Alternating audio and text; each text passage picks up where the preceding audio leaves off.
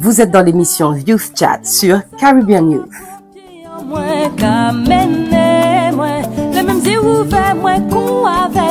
Je suis Florence Napri.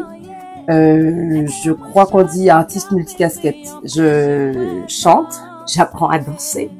Je fais du théâtre et du cinéma de temps en temps. J'ai des sujets qui me tiennent à cœur. Je parle de la place des femmes dans cette société-là et surtout des violences entre les hommes et les femmes et comment est-ce qu'on s'organise pour réduire ça à l'échelle individuelle et à l'échelle collective.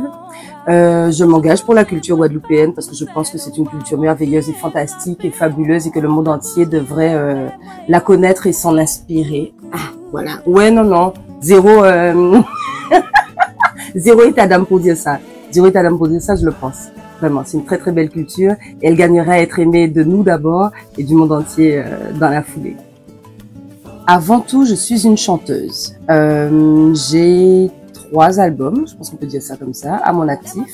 Funkan qui est sorti en 2012, qui était peut-être ma première carte de visite. Voilà, ça dit qui je suis, quelles sont mes influences. J'ai travaillé sur cet album-là avec Stéphane Castry principalement et plein d'autres super musiciens. Presque 10 ans plus tard, on me retrouve sur scène avec Dans la peau de Mano, qui n'a pas encore fait un album, mais ça c'est en préparation, donc marquez ça déjà quelque part. Et puis en 2023, je sors coup sur coup Fouillé Calebasse, qui est un EP de 3 titres avec Stéphane Castry à la basse et Sonny Troupé à la batterie, aux percussions.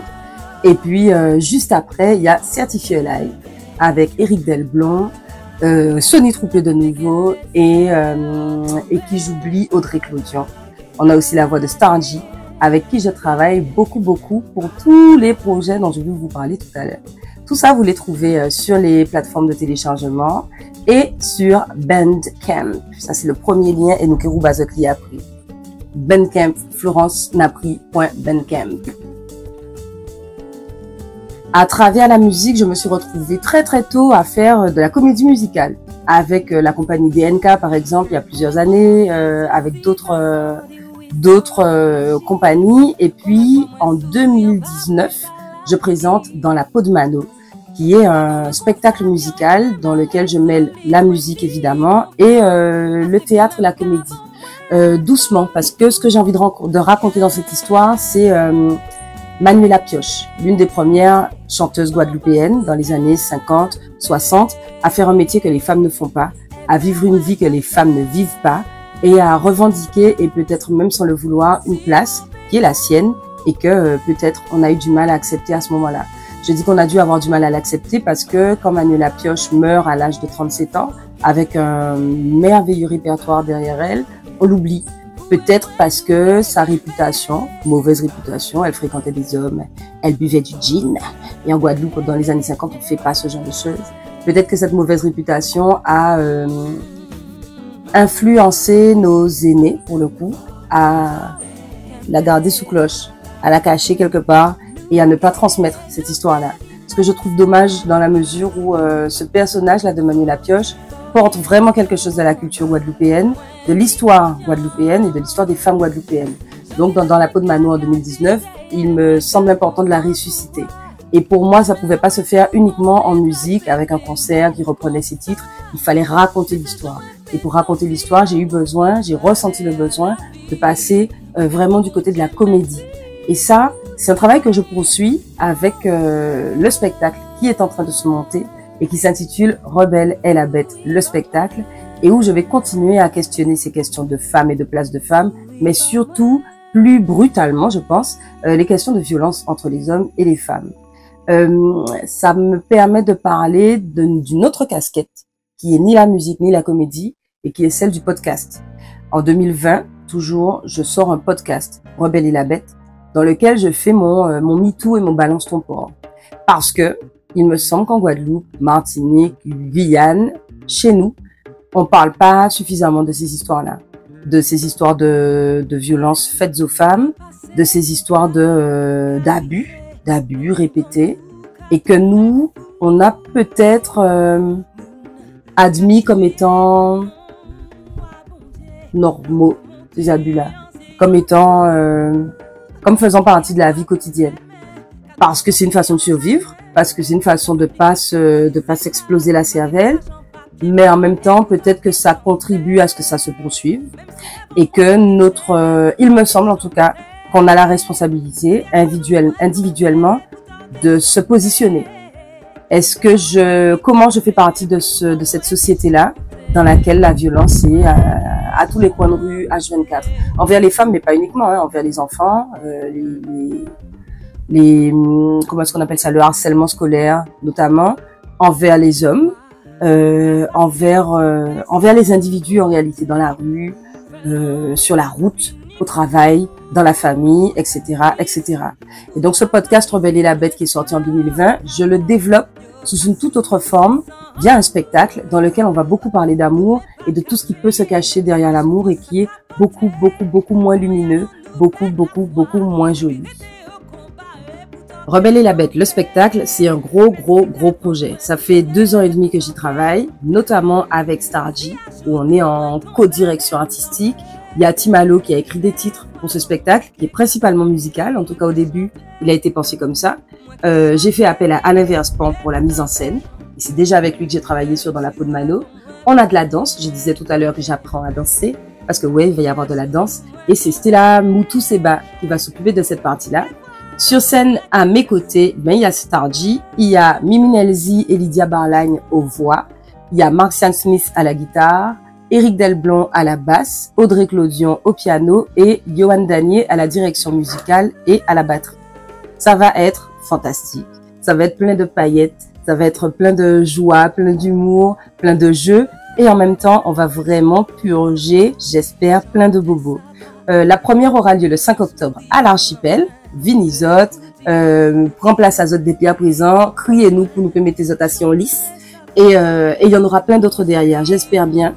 Je disais aussi un peu plus tôt que la culture guadeloupéenne, c'est quelque chose qui me tient vraiment à cœur.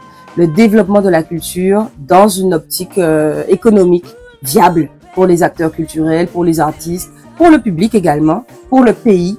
Je crois vraiment que oser créer des gros trucs comme ça, en refusant de se dire que nous n'en avons pas les moyens, que nous n'en avons pas l'envergure, que nous n'en avons pas le droit.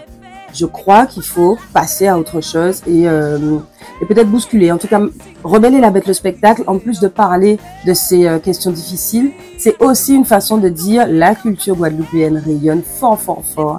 Elle doit continuer à rayonner encore plus fort et il faut que tous ceux qui sont chargés de la faire grandir, partir à l'étranger, rayonner tout partout, il faut que tous ceux qui sont chargés de ça en soient conscients. Je parle notamment de nos politiques, je parle de ceux qui tiennent les cordons de la bourse parce que les artistes et les acteurs culturels sont déjà au combat et qu'on a besoin que toutes les composantes de ce microcosme se mettent en mouvement pour que tous, nous gagnions.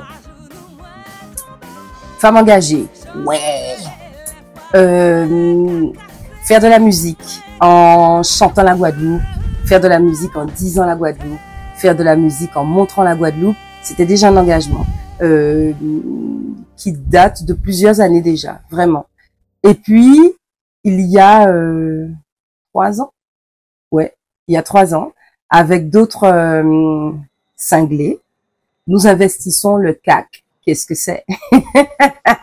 C'est le Centre des Arts et de la Culture de Pointe-à-Pitre. Le CAC, c'est un endroit mythique qui a vu passer des artistes extraordinaires comme Césaria Evora, Kassav, Stevie Wonder, on paquet à grand Miles Davis. Certains d'entre eux ont joué dans un seul endroit dans la Caraïbe et c'est au Centre des Arts. Et puis, pour des raisons diverses et variées, il faut fermer le Centre des Arts pour le rénover. Presque 10 ans après, 12 ans plus tard, le Centre des Arts est toujours fermé. On n'a pas de nouvelles, on ne sait pas ce qu'il va devenir. Des travaux ont été entrepris, ils ont été arrêtés, et puis on a, au beau milieu de la ville de Pointe-à-Pitre, un bâtiment laissé à l'abandon, un chantier laissé à l'abandon, et qui ressemble vraiment à la situation des artistes en Guadeloupe. Un potentiel extraordinaire laissé à l'abandon. dont personne ne s'occupe parce que bon, ben ils vont se débrouiller, on va les oublier ou ils vont aller ailleurs. Et avec plusieurs autres personnes, artistes, citoyens, engagés ou intéressés par cette question, nous avons décidé le 5 juillet 2021 de prendre ce chantier et de le rendre à la population, de le rendre aux artistes. C'est comme ça que depuis 3 ans, des artistes se retrouvent au Centre des Arts et de la Culture de Pointe-à-Pitre, devenu CAC, critique artistique et culturelle.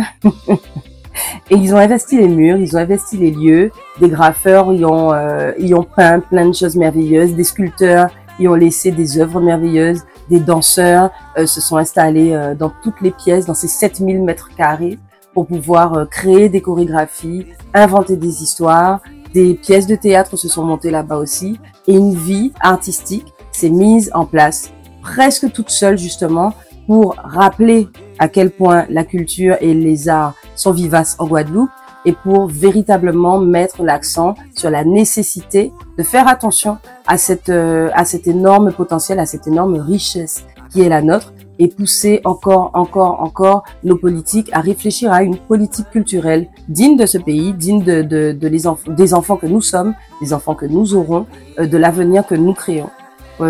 Pour l'instant, les résultats sont pas à la hauteur de nos attentes. On attend encore de véritables dispositions de la part de nos politiques, mais je suis très fière de cette initiative qui a été la nôtre, qui continue à vivre jusqu'à maintenant. Je fais un gros big up à l'ANG parce que l'idée est venue de là. Les artistes qui se retrouvent maintenant sont réunis sous le collectif Artistes Résistance. Ça fait plein de petits, ça fait plein d'histoires, ça fait des ateliers partout, ça fait des enfants qui visitent cet endroit souvent, ça fait des conférences extraordinaires qui se tiennent là-bas. Bref, je suis très fière de ce que nous avons fait et j'espère véritablement que les fruits qui vont en ressortir seront délicieux pour chacun d'entre nous. Vous pouvez me retrouver à plein d'endroits. Sur Instagram et sur Facebook, en tapant Florence Naprix, Naprix, en cherchant Dans la peau de Mano, en cherchant Rebelle et la Bête ou Rebelle et la Bête le spectacle. Je suis aussi sur Bandcamp, je le disais tout à l'heure, ma musique se retrouve sur florencenapri.bandcamp.com. Qu'est-ce qu'il y a encore? Et puis tous les réseaux classiques, voilà, sur tous les réseaux classiques, je suis là. N'oubliez pas le gros rendez-vous du 5 octobre à l'Archipel, ça ce sera en présentiel. Et entre-temps, sur tous les réseaux, vous trouverez les rendez-vous intermédiaires pour m'écouter chanter, pour me regarder performer et puis voir si vous revenez et si vous envoyez tous vos amis et puis tous vos ennemis si vous n'avez pas aimé. À tantôt.